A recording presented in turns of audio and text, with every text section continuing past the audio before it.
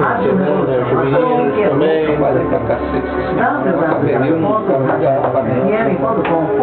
Voltando de Campo Grande pela Barra, negócio a Associação de Entidades do Centro demorei umas 3 horas pra chegar em casa. Complexo do Instituto Municipal Unido Brasileira, Rio de Janeiro, Brasil. Fale conosco, 21-2289-7823, 21-31-11-73. Manda foi uma sensação horrível. Mas ele... Todas pequenas ações são importantes. Uma tiradinha, um sim. Qualquer pessoa pode estampar uma caixa d'água e não deixar a borrar. Mas por ser tão simples, as pessoas... problema nisso não, cara. Disso hoje, eu cuido do meu quintal e converso com os meus vizinhos e com a prefeitura. Tá tudo bem? Bem, pronto para mais um título vascaíno. Vamos ver, né? Você tá muito otimista. Rádio Revolução, a rádio que é louca. Depois eu quero, vamos comemorar o título. E a segunda-feira, o programa de terapia alternativa e ocupacional do É longe do nosso shopping, o Engenho é longe do nosso shopping. Eu vou falar que é mais um dia da semana, cantoria ao vivo e muita emoção. Família Unida, segunda você também a Olá, internauta, acessado em nosso site, e-mail para os nossos comunicadores, anotem aí, contato, @radiorrevoluçãofm.com.br. Importante mencionar o nome do programa e do comunicador. Telefone 21 3111 7390 e 21 22 89 78 23. Rádio Revolução, a rádio que é louca por você. Programa vai valer a pena todas as quartas-feiras. Apresentação Eunória de Oliveira. Mensagens e o melhor da música gospel. Participação da comunidade interna. Acesse nosso site. Lembre-se, junto, tivesse gravado, né? Algumas reações, nossa, é uma ideia que eu tive depois, mas a gente tinha que ter comprado ingresso junto. Tem que considerar. A Rádio Revolução apresenta Toque de Bola. O seu programa não é de produção e apresentação Luiz Machado. Comentários, reportagens, entrevistas, banco de dados, futebol brasileiro e futebol mundial. Todos os esportes em revista. É só você conferir a partir de agora, aqui na Revolução.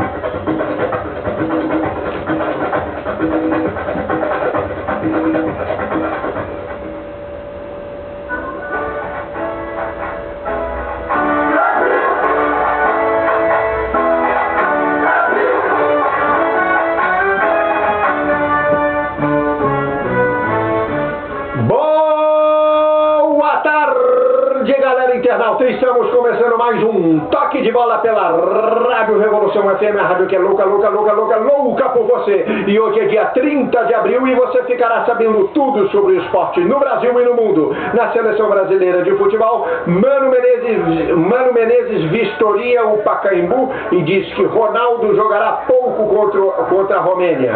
No futebol internacional, maior ídolo do Real Madrid, Di Stéfano, exalta futebol de Messi. Na Copa 2014, secretário deixa diplomacia de lado e entra na briga por abertura da Copa.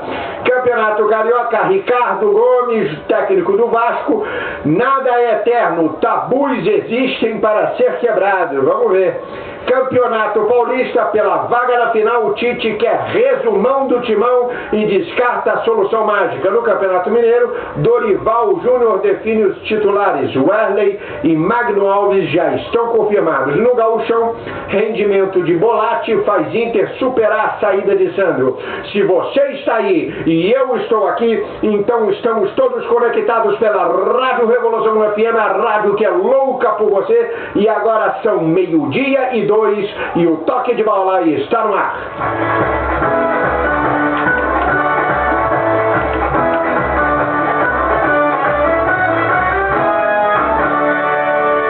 Muito boa tarde, meu querido internauta. Muito boa tarde, queridão da galera Maurício Falcão. Muito boa tarde, Luiz Machado. Boa tarde, Sérgio Luiz. Boa tarde a todos os nossos amigos internautas aí. Já estamos aqui num clima mais efervescente do que Sorrisal, né? Porque a cidade respira o Vasco Flamengo.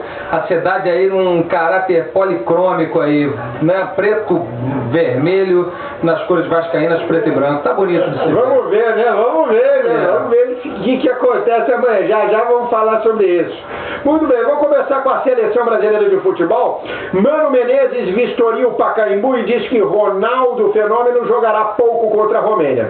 De olho no amistoso contra a Romênia, no dia 7 de junho, o técnico da Seleção Brasileira, Mano Menezes, fez uma vistoria no estádio do Pacaembu na manhã dessa última sexta-feira. Além de servir como preparação para a Copa América, o duelo marcará a despedida de Ronaldo, recém-aposentado no futebol. Mano Menezes quer evitar que a festa atrapalhe o rendimento dos jogadores que estarão na Copa América, a ser realizada na Argentina, do dia 1º ao dia 24 de julho. O adversário é competitivo e vai querer ganhar a Seleção Brasileira. Não queremos que uma festa termine com resultado negativo, diz Mano Menezes. Por falar em Copa América, Mano Menezes deixou claro na manhã dessa sexta-feira que a lista do próximo dia 19 não terá muitas surpresas. Sobre a vistoria realizada no estádio do Pacaembu, que conhece tão bem desde os tempos de Corinthians, o técnico foi muito breve. E neste sábado, hoje, o técnico da Seleção Brasileira estará no estádio do Morumbi, que acompanha a semifinal do Paulistão entre São Paulo e Santos. E no domingo comparecerá ao Engenhão para a final da Taça Rio entre Flamengo e Vasco. Muito bem.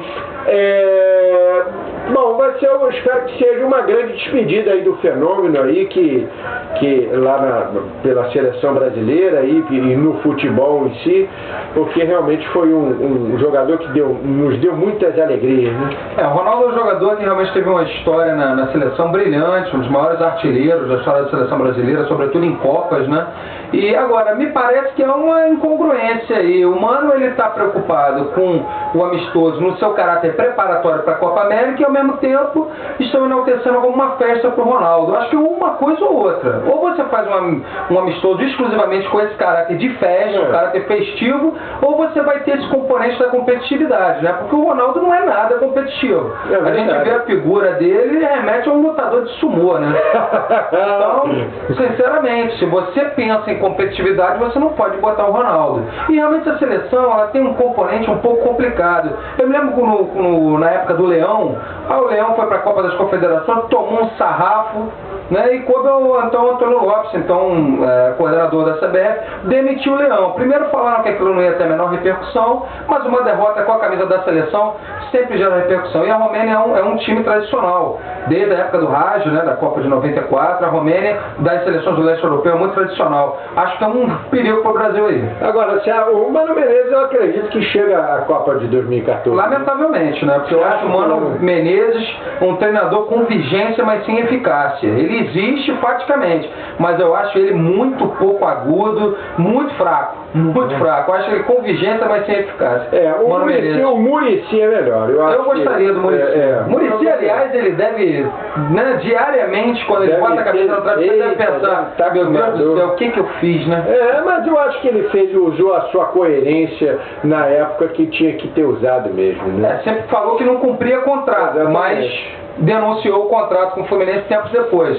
Até por uma questão política, né? A gente sabe que o Muricy saiu do Fluminense não é por problema contratual nem nada não. É o Peter Siemens lá que realmente não é uma figura exatamente querida, né? Mas vamos lá. Muito bem, vamos falar da Copa de 2014. Secretário deixa a diplomacia de lado e entra na briga por abertura da Copa. Em evento realizado nessa última sexta-feira em Belo Horizonte pelo comitê organizador da Copa de 2014 na capital mineira, o secretário extraordinário Sérgio Barroso deixou a diplomacia de lado ao falar sobre o evento e a provável escolha de São Paulo como sede da abertura abertura da competição. Segundo ele, BH merece receber o primeiro jogo do Mundial por estar cumprindo à risca o cronograma de obras exigido pela FIFA. Além disso, Sérgio Barroso cita que São Paulo, Salvador, Brasília e Porto Alegre, outros concorrentes diretos pela abertura da competição, deixam a desejar em vários quesitos.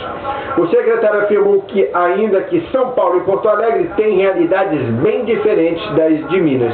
Se eu concordo, os estádios normalmente de Minas normalmente são muito bons. Normalmente eu não tenho, a gente não tem muita queixa dos estádios de Minas Gerais, né? Principalmente do Mineirão aí, que está sendo reconstruído, né? Eu acho assim, rapaz, o mineiro, né, ele tem essa capacidade aglutinadora, né? Mineiro adora mineiro, né? Então eles, né, se fecham entre eles têm uma capacidade de compactação dos seus projetos, isso é assim na política, isso é assim, né, em vários campos de atuação. E eles estão indo bem, na verdade são os únicos que estão cumprindo a risca o cronograma, né? O Rio de Janeiro é uma situação patética, o Maracanã, assim, suscita muitas dúvidas, e a situação de São Paulo também é indefinida, porque aquele projeto do Fielzão... São Paulo é pior ainda. São Paulo é pior ainda, porque não começou nada. Pois é, o Fielzão, será que vai ser aquilo mesmo? O Maracanã pelo menos começou agora, meu amigo, para levantar um estádio de futebol. Complicado.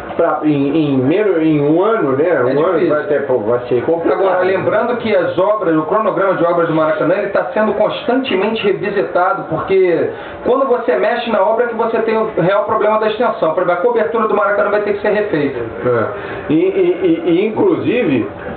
Inclusive, o Maracanã vai ser o principal estádio da Copa do Mundo, que vai ser o estádio da grande final. Então, realmente tem que ser visto, revisto todo o tempo. Agora, Luiz, infelizmente, não, uma discussão jurídica lá sobre o terreno na Barra, onde ia ser a sede da CBF, a nova sede, o Museu do Futebol, está tendo uma bolha muito grande.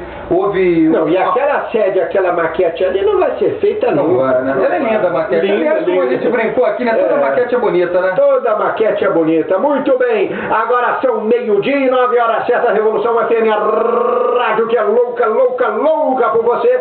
Vamos falar agora do Campeonato Gaúcho. Vamos ao Grêmio, que temos novidades aí no Grêmio. Carlos Alberto engana repórteres e deixa o Grêmio sem falar sobre saída. Dispensado pela diretoria do Grêmio na tarde anterior, Carlos Alberto chegou ao Estádio Olímpico às 10h30 da manhã dessa sexta-feira. Todo de preto, incluindo no figurino uma touca que encobriu suas tranças azuis, o jogador alinhavou a rescisão contratual e aproveitou para se despedir dos agora ex-companheiros. Pouco mais de uma hora depois, Carlos Alberto deixou o vestiário principal, abraçou os seguranças, Fernandão e Rodrigues, acenou para os jogadores da categoria de base e ingressou no carro. À distância, poucos torcedores que acompanhavam a cena manifestaram-se. A cerca de 20 metros, posicionaram-se dezenas de repórteres à espera da palavra derradeira de Carlos Alberto no Grêmio, talvez explicando os motivos da dispensa. Ele chegou a abrir a janela do carro e manobrou na direção do local onde os profissionais de imprensa o esperavam. Mas, com um drible fantástico, uma espécie de elástico sobre quatro rodas, quando todos se aproximavam para ouvi-lo, Carlos Alberto mudou a trajetória do veículo e disparou na direção contrária, deixando o Olímpico por outro portão, pela porta dos fundos. Ironicamente, ainda colocou o braço para fora e abanou para os repórteres. Todos caíram na risada. Uma hora depois, pelo Twitter, Carlos Alberto deixou duas mensagens despedindo-se dos torcedores e agradecendo ao técnico Renato Gaúcho. Muito bem, Carlos Alberto, um excelente meio-campo.